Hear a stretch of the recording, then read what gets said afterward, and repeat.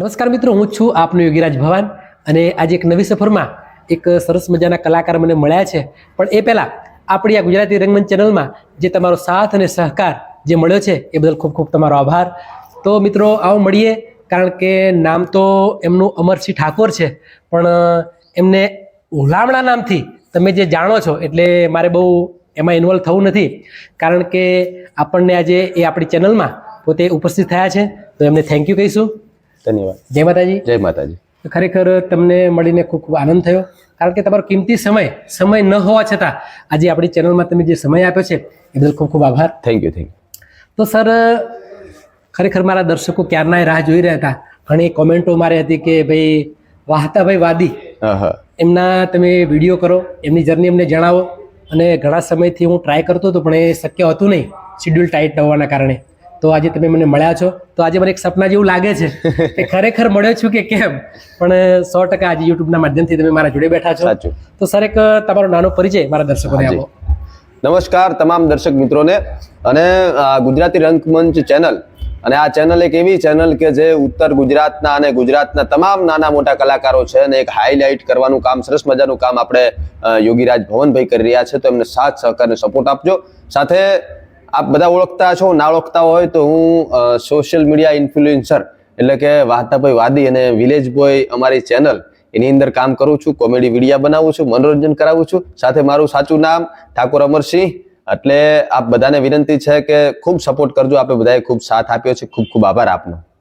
સરે ખૂબ સરસ વાત કરી, પણ સરસ વાત કરતા કરતા સાહેબ હું તમને મળ્યો છું આજે. તો મારો હેતુ એ હતો કે આજે તમને મળવાનું મારું કારણ છે કે લોકોની કોમેન્ટો, લોકોના દિલમાં, લોકોના મોઢે, લોકોના હૃદયમાં તમે વસી ગયા છો. કદાચ તમને નહીં ખબર હોય, પણ હું તો ફરું છું જ્યાં જ્યાં, તો કદાચ વાહતાવાદી એવું નામ પડે એટલે નાનામાં નાનું બાળક હોય એ પણ ઓળખતું હોય છે. ખૂબ જ ચર્ચા તમે ગુજરાત બહાર અને દેશ વિદેશોમાં પણ તમે તમારી ચર્ચા જમાવી છે. તો સર, આમાં ઇન્વોલ્વ થવાનું કારણ શું?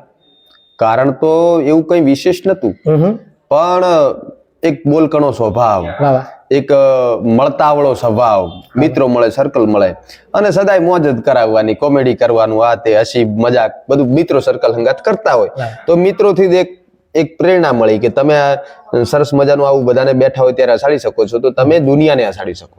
તો તમે આવું સોશિયલ મીડિયાની અંદર વિડીયો બનાવો. ક્યાં વાત છે.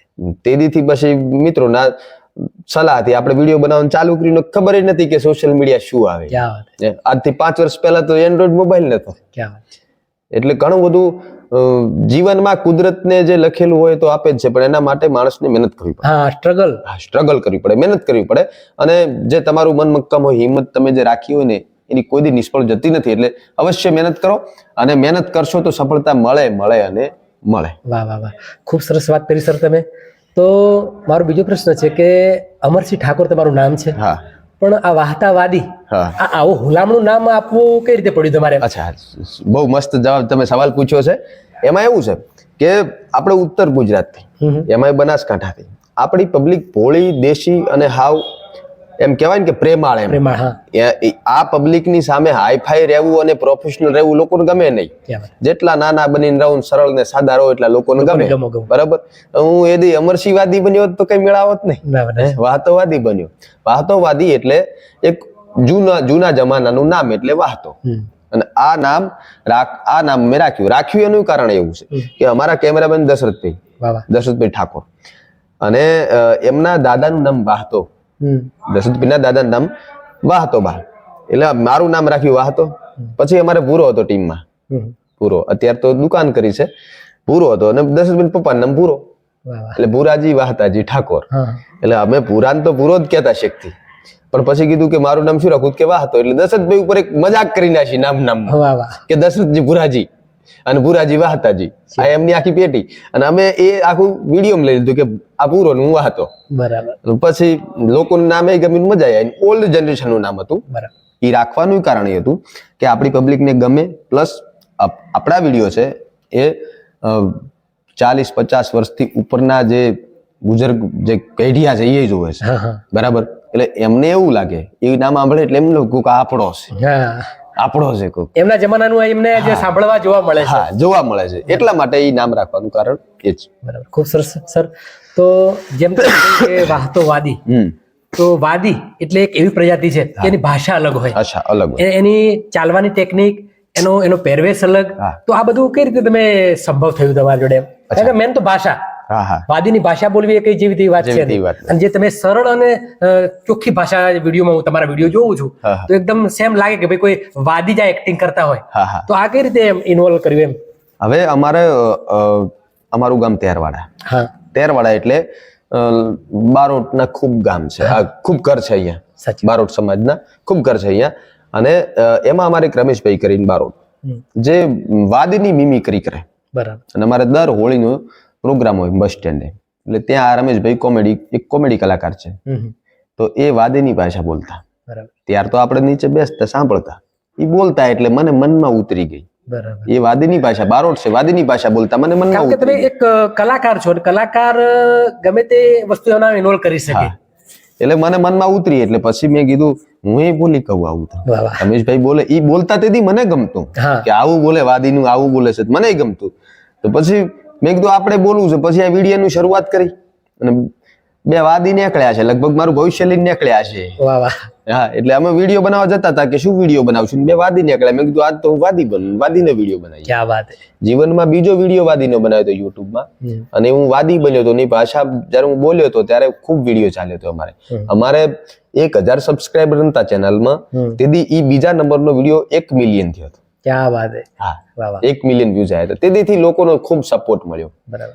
પછી કીધું હવે તો વાદી નો વિડીયો ચાલ્યો છે તો વાદીને જ બનાવીએ. ક્યાં વાત છે. અને જેથી બનાવતા બનાવતા હળવે ફેમસ થઈ ગયા. ફેમસ થયા એટલે લોકો શરતો મારતા કે કોઈ કે રબારી સમાજમાંથી છે આ ભાઈ, કોઈ કે ઠાકોર સમાજમાંથી છે, કોઈ કે ના વાદી સમાજમાંથી છે. આવા બધા મને ઘણા ફોન આવતા, 5-5 હજારની શરતો મારતા લોકો. પછી હું કહેતો કે ભાઈ ઠાકોર શું અને વાદીનું તો ખાલી પાત્ર ભજવું છે. ક્યાં વાત છે.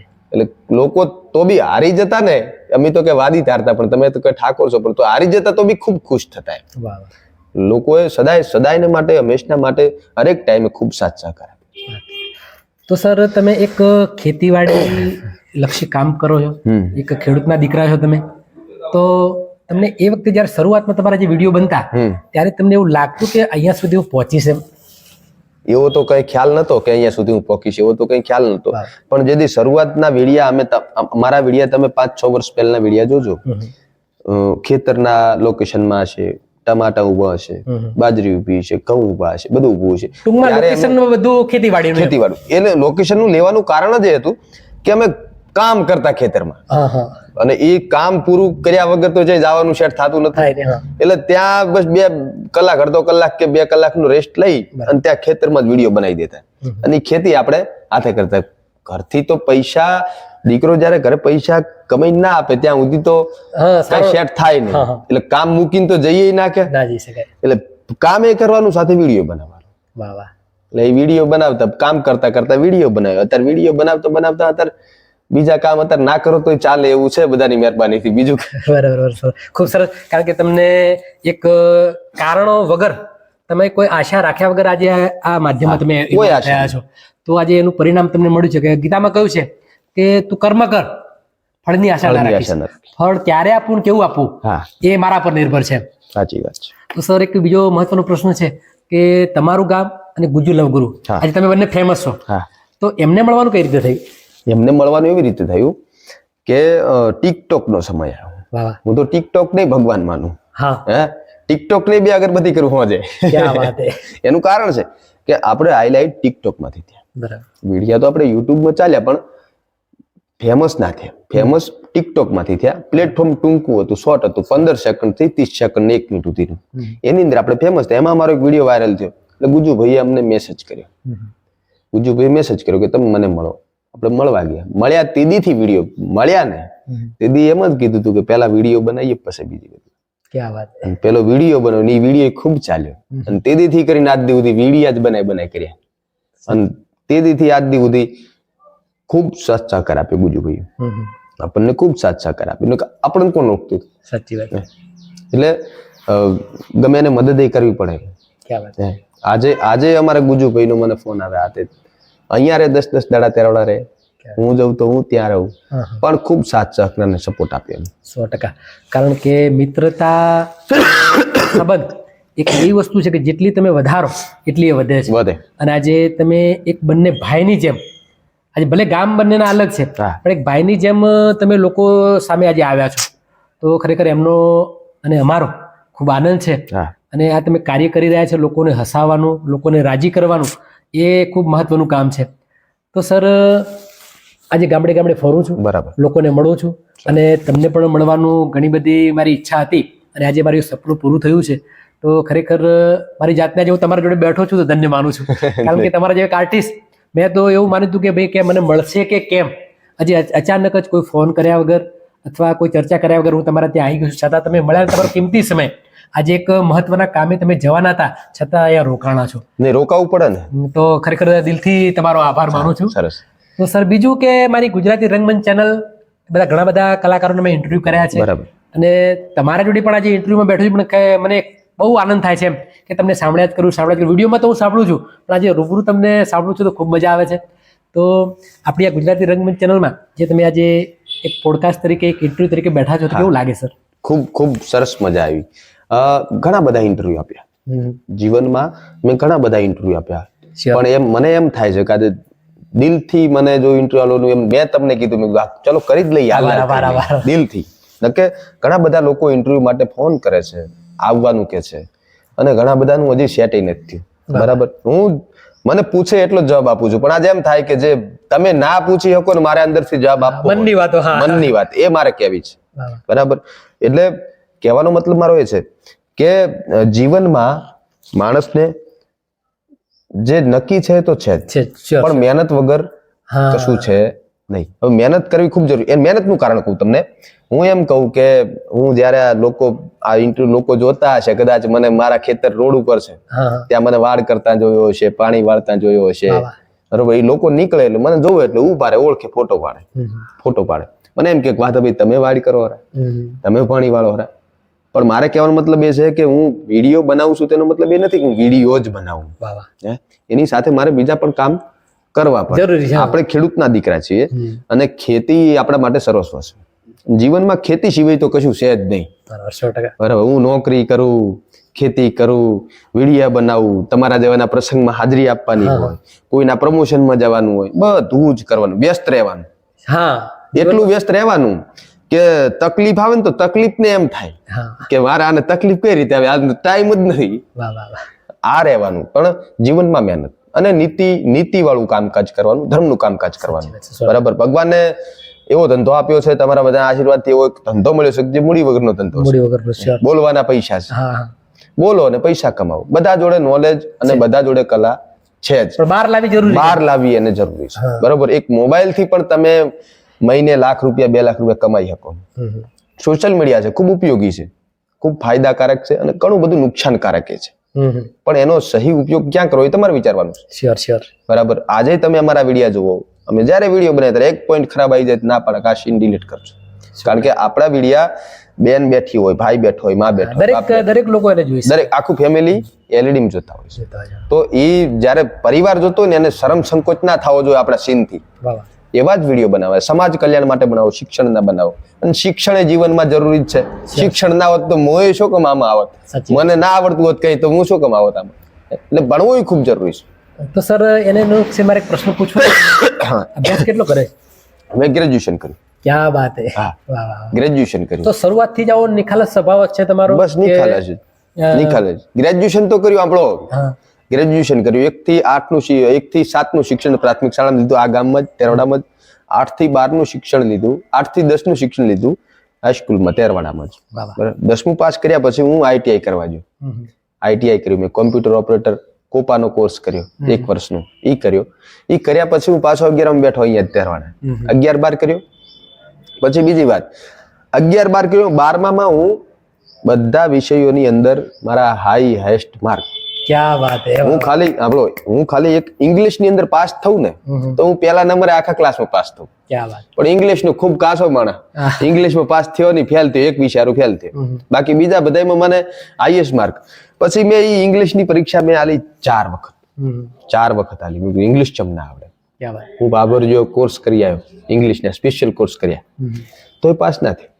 4 વખત પરીક્ષા મેં કીધું હવે આલવી જ નહીં, હવે ભણવું જ નહીં. બરાબર. પછી મેં છેલ્લો ટ્રાય માર્યો, 5મો ટ્રાય. મેં કીધું હવે પાસ થવું કે ના થવું, છેલ્લો ટ્રાય. છેલ્લા ટ્રાય પાસ થઈ ગયો 12મા ધોરણની અંદર. પછી હું કોલેજ ગયો, કોલેજની અંદર એનસીસી જોઈન કર્યું. એનસીસી ના ફી ભરવાના પૈસા નહીં, બરોબર, ડ્રેસ લાવવાના પૈસા નહીં. 2 વર્ષ સુધી એનસીસી માં કમ્પ્લીટ કર્યું. 3જા વર્ષ આવ્યું એટલે એનસીસી છોડી મૂક્યું. પૈસા નતા આપણી જોડે, ફી ભરવાના પૈસા નહીં, એનસીસી ના પૈસા નહીં, અને એક બાજુ ખેતી ચાલુ. અને આજે તો ઘણી બધી માલિકની મહેરબાની થઈ. આજે તો મહેરબાની થઈ ગઈ. પછી હું જયારે 11મું બેઠો ને ત્યારે અમારા પ્રવાસ થયો સ્કૂલમાંથી. પ્રવાસનું હેન્ડલિંગ બધું મને મળ્યું. છોકરાને તૈયાર કરવા, છોકરાની ફી ઉઘરાવી પ્રવાસની, આ બધું એટલે બધું વ્યવહાર હતા. એટલે વ્યવહારિક જીવનની અંદર એક વ્યવહાર કહેવાય ને કે કુટુંબની અંદર જે માણસ વ્યવહાર કરતો હોય, એટલે એવું પણ નોલેજ એમ કે 5-25 ગામતરું હોય, ક્યાંક જવું હોય, આવું ખર્ચો, હા તે ઘર બર. 10મું ભણતું ત્યારથી કરીને અત્યાર સુધી. મારી તો ઉંમર હજી 2025 ચાલે છે ને, બસ 2025 એટલે 25 વર્ષ જ થયા છે. 2025 ચાલે 25 વર્ષ જ થયા છે. પણ નાની ઉંમરમાં ભગવાને ખૂબ બધું આપણને આપ્યું છે, ઘણું બધું નોલેજ મળ્યું છે. લોકો જોડે બેહવું, ઉઠવું, વ્યવહાર કરવા, ઘણી બધી ઓળખાણી બનાવી છે. સમય માણસને દરેક વસ્તુ શીખવાડતો હોય છે. પરિસ્થિતિ અમુક ટાઈમ એવી હતી કે જયારે મારા ભાઈના લગ્ન હતા ત્યારે અમારે 500 માણસનું રસોડું હતું. આપણું ઘર નાનું હતું, 500 માણસનું રસોડું હતું. જયારે પછી મારા લગ્ન થયા એટલે આપણે 8000નું રસોડું ખરું, 8000 લોકોને બધાને આમંત્રણ આપ્યું હતું. એટલે જીવનમાં ઘણું બધું સ્ટ્રગલ કર્યું છે. પણ એક જ વસ્તુ મને ખૂબ આજે આનંદ થાય છે કે મહેનત કરી છે એનું પરિણામ તો ભગવાને આપ્યું છે, દરેકને આપે છે. 100%. આવા 100 વાહતાભાઈ મહેનત કરે તો 100 વાહતાભાઈ મહેનતનું ફળ મળે. વાત સાચી, 100%. તો બહુ સરસ સ્વભાવ છે તમારો, સરસ વાત કરી તમે. તો ફેમિલીનો સપોર્ટ કેવો છે? Full support family. 100%. ફેમિલીનો સપોર્ટ હોય તો જ તમે આ બધું કરી શકો. Full support. મારા પપ્પા પણ એમ કે બેટા જે કરો એ સારું કરજો, કોઈ દી કોઈનું ખોટું ના કરતા. તમારા જીવનમાં જેદી તમારાથી ના પોકી વળાય ને તેદી મને કહેજો કે પપ્પા આ નથી પોકી વળાતું, તેદી હું બેઠો છું. વારસાના સંસ્કાર છે. વારસાના સંસ્કાર છે. ખૂબ સરસ. અને આજે ગામના લોકો મળે છે તો એમ કે છે કે તમે જે અત્યારે પ્રગતિ કરી છે, તમારું જે નામ છે, તમે જે કમાણા છો, આ બધું તમારા દાદીના સ્વભાવથી મળ્યું છે. તમારા દાદી એવા હતા કે જે ફાડ રોટલો હોય ને તો કોઈકને ફાડમાંથી ફાડ હાલે કે એટલે ખાઈ જાય. Blood relation. હા, બ્લડ. આ લોહીના ગુણ ઉતર્યા છે તમારામાં. હા. તો દર્શકો, વાહતાભાઈ વાદી એટલે કે અમરસિંહ ઠાકોર આપણા જોડે બેઠા છે અને ખરેખર ખૂબ જાણવા અને માણવા જેવા માણસ છે. કારણ કે હું તો આજે ફર્સ્ટ મુલાકાત છે મારી, પણ મને એવું લાગે છે કે 15-20 વર્ષ જૂની મિત્રતા હોય એવું લાગે છે. તો મિત્રો, આપણી આ ગુજરાતી રંગમંચ ચેનલને લાઈક કરજો, શેર કરજો, કોમેન્ટ કરજો અને સબસ્ક્રાઇબ કરવાનું ન ભૂલતા. અને બીજું એક એમની પણ ચેનલ છે વિલેજ બોય, એમને પણ તમે જે સપોર્ટ કર્યો છે એનાથી વધુ કરતા રહેજો. કારણ કે આવા જાણવા અને માણવા જેવા કલાકારો ખૂબ જ ઓછા હોય છે. અને બીજું કે મારો બીજો વિડીયો આવે ત્યાં સુધી અમરસિંહ ઠાકોર એટલે કે વાહતાવાદી અને ભવાની અગિરાજના દરેકને જય માતાજી.